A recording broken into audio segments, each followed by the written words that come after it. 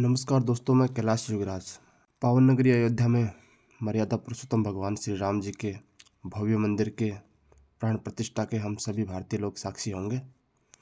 भूमि पूजन शिलान्यास को लेकर के जैसे हम सभी लोग उत्सुक थे, उसी प्रकार से अब प्राण प्रतिष्ठा के इस महोत्सव में भी हम सभी लोग उत्सुक होंगे, जो नवीन भारत के इतिहास में स्वर्ण अक्षरों में आज लिखा जा रहा है। दोस्तों, 500 वर्षों की प्रतीक्षा एवं भारतवर्ष के गौरव का आनंद आज हम सब ले रहे हैं। अब बात आती है श्री राम जी के मंदिर के भव्य और दिव्यता की, जो हम सब के हाथों में।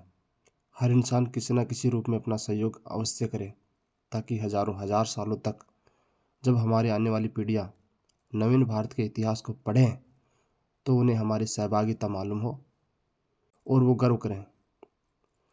दोस्तों, श्री राम भारतवर्ष के ब्रांड एम्बेसडर हैं, जहाँ उनका आविर्भाव से लेकर तिरोभाव तक उनको स्मरण किया जाता है, उनको याद किया जाता है। वो सत्य के धनी, मर्यादा पुरुषोत्तम, धर्मज्ञ, कृतज्ञ, कांतिमान, दृढ़ प्रतिज्ञा वाले आदर्श पुरुष हैं, जिनके आदर्शों पर हमें चलना चाहिए।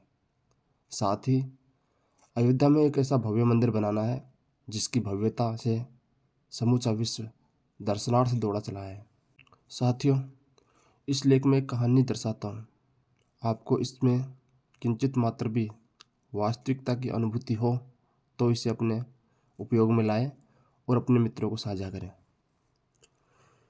एक बार यमलोक में मृत्यु के देवता यमराज जी का दरबार लगा हुआ था और उसके बगल में सिंहासन के समीप एक आसन पर विराजमान थे जीव आत्माओं के कर्मों के आधार पर परलोक व पुनर्जन्म के निर्णयकर्ता, सृष्टि के प्रथम न्यायाधीश भगवान श्री चित्रगुप्त। वो एक गठरी खोल रहे थे। यमराज जी के सामने विराजमान थे यमलोक के बुद्धिजीवी लोग, गणमान्य यमलोक के निवासी। सभी लोग दरबार में चित्रगुप्त की ओर नजर गड़ाए हुए बैठे थे। कुछ समय पश्चात चित्रगुप्त अपने हाथों में एक पुस्तिका लेकर खड़े हुए और बोले, पापात्मा को दरबार में हाजिर किया जाए। तभी कुछ यमदूत अपने साथ एक तड़पती हुई, बिलखती हुई आत्मा को लेकर आते हैं और सामने खड़े होकर महाराज यमराज और चित्रगुप्त को प्रणाम करते हैं। उनमें एक दूत बोलता है, पापात्मा हाजिर है महाराज। दरबार में उपस्थित लोग उस तड़पती हुई आत्मा को देखते हैं। उधर चित्रगुप्त उस आत्मा के अच्छे और बुरे कर्मों का बखान करते हैं।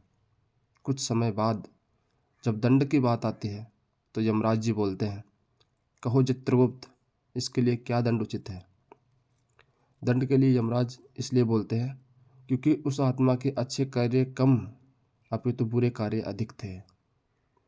मृत्युलोक से यमलोक लाई गई वह आत्मा एक साम्राज्य के संपन्न उच्च कोटि के व्यापारी की थी, जो दया धर्म से बहुत परे था।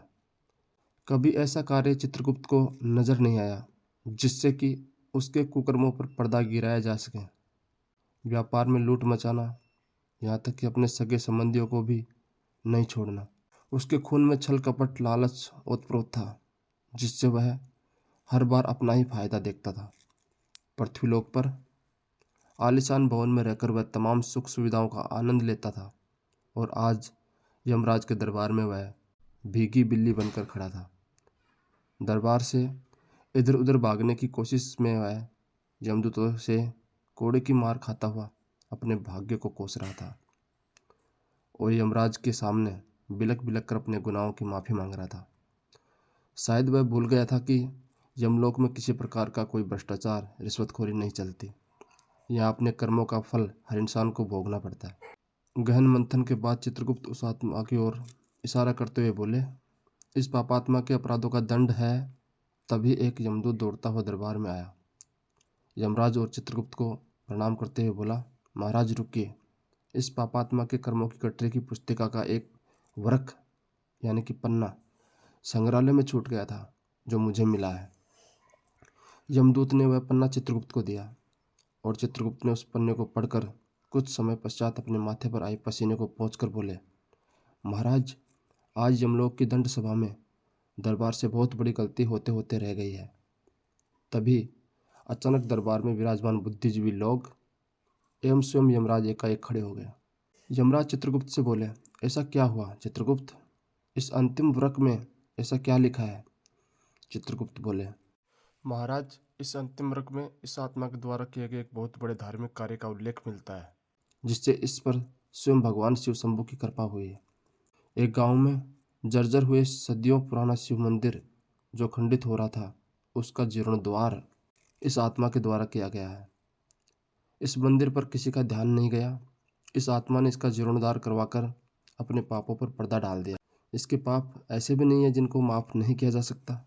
अतः इस आत्मा को जीवन मरण के कार्य से मुक्त किया जाए। तभी व्यापारी की तड़पती हुई आत्मा खुशी के मारे झूमने लगी और अपने द्वारा किए गए इस कार्य पर गर्व करने लगी। व्यापारी की आत्मा को मुक्ति मिल चुकी थी और वह मोक्ष को प्राप्त हो गया। इंसान का शरीर नश्वर है, क्षणभंगुर है और यह संसार भवसागर है। कोई व्यक्ति चाहे किसी भी पद पर क्यों न हो, कितना भी बड़ा धनी क्यों न हो, अगर उसने अहंकार पाल लिया और उसके कर्म अच्छे नहीं हैं तो उसको कर्मों का फल भोगना ही पड़ता है, चाहे वह पृथ्वी लोक हो या अन्य लोक। अगर हमारे कुकर्म क्षमा के योग्य हैं तो अच्छे कार्यों से उनका प्रायश्चित किया जा सकता है। व्यापारी को यमराज के द्वारा दंड मिलना निश्चित था, परंतु उसके एक सद्कार्य ने उसके भाग्य और समय को बदल दिया और उसके कर्म के आगे नियति को झुकना पड़ा। इस कहानी को लिखने का मेरा तात्पर्य आप समझ गए होंगे। सदियों बाद आज अयोध्या में श्री रामलला का भव्य मंदिर बन रहा है। हम सब मिलकर एक ऐसी मुहिम चलाते हैं जिससे हर कोई कुछ न कुछ सामर्थ्य के अनुसार दान करे। मंदिर में अगर एक ईंट हमारे सामर्थ्य, हमारी खून पसीने की कमाई से लगती है तो हजारों हजार साल तक हमारी आने वाली पीढ़ी हम पर गर्व करेंगे। हम सौभाग्यशाली हैं कि प्रभु श्री राम का मंदिर हमारे जीवन काल में बन रहा है। दोस्तों, दूर दूर से बहुत सारा दान, बहुत सारा सामान, बहुत सारे उपहार अयोध्या पहुंच रहे हैं। अयोध्या का जो ट्रस्ट है, श्री राम जन्मभूमि तीर्थ क्षेत्र ट्रस्ट, उसके जो चंपत राय जी हैं, उनसे लोग संपर्क कर रहे हैं। तो हिंदुस्तान और देश दुनिया के सभी लोगों से मेरा यही निवेदन है कि अपने सामर्थ्य के अनुसार जो भी हो वहाँ भिजवाए, ताकि भगवान श्री राम का ये मंदिर बड़ा भव्य और दिव्य बन सके और हमारे सद्कार्यों में एक और सद्कार्य इस भगवान श्री राम के मंदिर से जुड़े। धन्यवाद। जय श्री राम।